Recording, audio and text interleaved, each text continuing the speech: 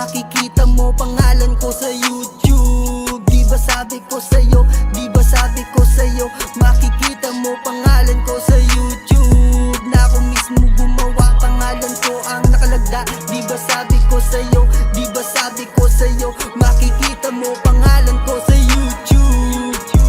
Isa akong binatilyong sumusulat mag-isa, at ito ang umpisa ng aking mga kanta. Marami ang nagtataka kung ba't ako gumagawa ng pulidong kataga, kapag ako na nagganda ng aking mga tula. Sari-saring kataga, ako na magtutugma. Pinag-isipan ng mabuti at lalo pang tumindi. Katagang binibitawan, talagang tumitindi na para bang isang sundalo na hindi magpapatalo pagdating sa entablado. Bago mo ako tawanan, gumawa ka ng tula ng sarili mong tugma.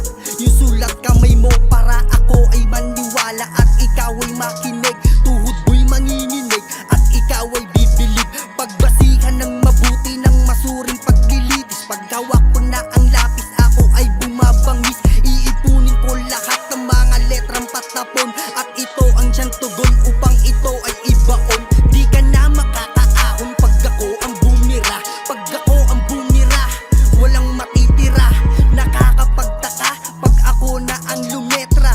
Iba't ibang titik, ako ang nagkamada. Sa tenga mo rerekta, ano sobrang lakas, hindi ka makaiwas. Ito ang pangwakas sa mga taliwas. Hindi na magbabago ang nasa propesiyas. Masyado bang matikas at may utak na matalas? Kasi grabe ang dinanas, pero nakaligtas. Ng utak ko ay nagkatas, talino ko ay lumabas. Ito na ang lunas sa utak ko na may gintong hiyas.